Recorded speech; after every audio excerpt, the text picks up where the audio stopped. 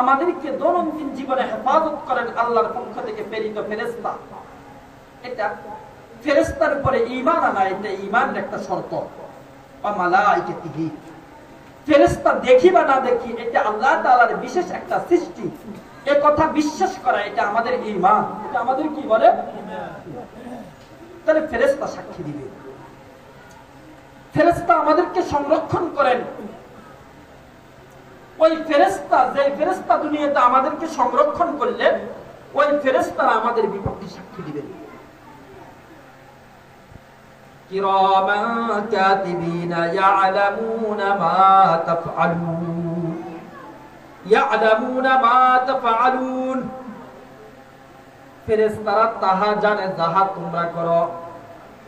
তাহলে তাদের থেকে গোপন করার কিছুই নেই। দুনিয়ার CC camera, CC camera, satellite সবগুলাকে ফাঁকি দেওয়া যায় বিশেষ মাধ্যমে, কিন্তু ফেরেশতাদের এই তীক্ষ্ণ নজরকে কেউ ফাঁকি দিতে পারে না। আল্লাহ তাআলা অন্য জায়গায় বলেন, মা ইয়ালফিযু মিন কাওলিন ইল্লা লাদাইহি রাকীবুন আতীদ, মা ইয়ালফিযু মিন কাওলিন ইল্লা লাদাইহি রাকীবুন আতীদ।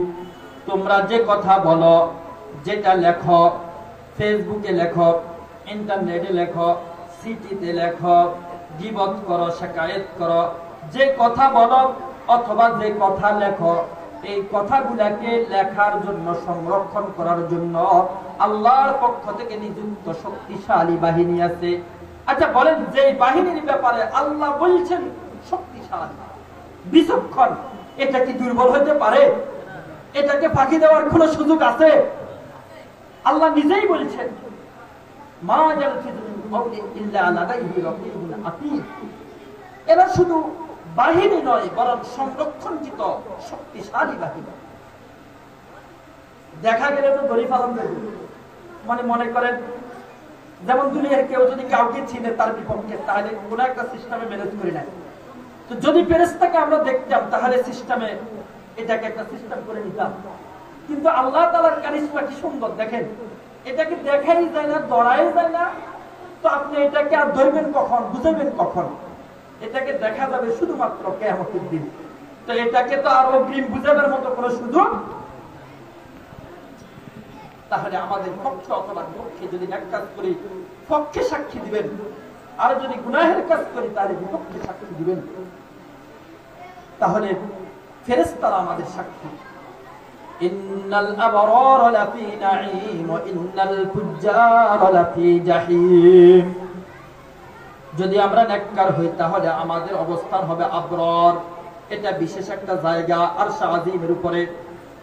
আর যদি আমরা গুনাহগার হই তাহলে জাহিম, এটা জাহান্নামের একটা নাম, আমাদের ঠিকানা হবে জাহান্নামে।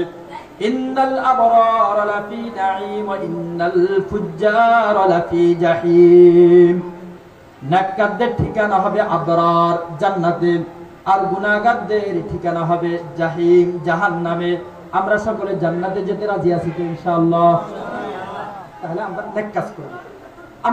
আমাদের সাক্ষী 2 নাম্বার হলো ফেরেশতা, 3 নাম্বার আমাদের সাক্ষী হলো আমলনামা। 3 নাম্বার আমাদের সাক্ষী কি? যখন ফেরেশতারা আমাদের বিরুদ্ধে কমপ্লেইন করবে, হ্যাঁ ঠিক আছে লোকটা গুনাহ করছে, আমরা ফিরে যাইলাম, মনে করেন আমরা ফিরে গেলাম, না আমি তো এমনটা করি না, এই মুহূর্তে আল্লাহ তাআলা বাস বিকল্প ব্যবস্থা, কয়জন সাক্ষীকে আপনি অস্বীকার করবেন, বাস আপনার আমলনামা দিয়ে দিবেন। আচ্ছা ঠিক আছে, ফেরেশতারা ভুল দিচ্ছে, ভুল বলল, তাহলে এবার তোমার আমলনামা দেখো। আল্লাহ তাআলা বলেন, ইকরা কিতাবাক কাফা বিনাফসিকাল ইয়াওমা আলাইকা হাসিবা। ইকরা কিতাবাক কাফা বিনাফসিকাল ইয়াওমা আলাইকা হাসিবা। তোমার আমলনামা অন্য কেউ পড়ে তোমাকে শোনানো লাগবে না। যেহেতু তোমার অবিশ্বাস হতে পারে, তোমার আমলনামা তুমি নিজে পড়ে সিদ্ধান্ত দাও, তুমি কি জান্নাতি নাকি জাহান্নামী। তোমার নিজের ফয়সালা তুমি নিজেই করো। ইকরা কিতাবাক কাফা বিনাফসিকাল ইয়াওমা আলাইকা হাসিবা।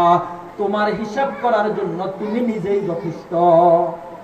তোমার বিচারে তুমিই বলবা। আমরা দুনিয়াতে দেখবেন এক পর্যায়ে বিচার যখন দেখে যে আসলে দোষ মোটামুটি আমার মানে যখন অপরাধী বুঝতে পারো দোষ আমার, এক পর্যায়ে স্যালেন্ডার হয়ে যাও, যাই হোক ভুল তো করে ফেললাম, তো নিজের বিচার নিজেই। আল্লাহ তাআলা বলেন তোমার আমলনামা পড়ে তুমি সিদ্ধান্ত নাও তুমি কি জান্নাতি নাকি জাহান্নামী। কারণ তোমার রব কারোর উপরে জুলুম করবে না, কারোর উপরে জুলুম করবে।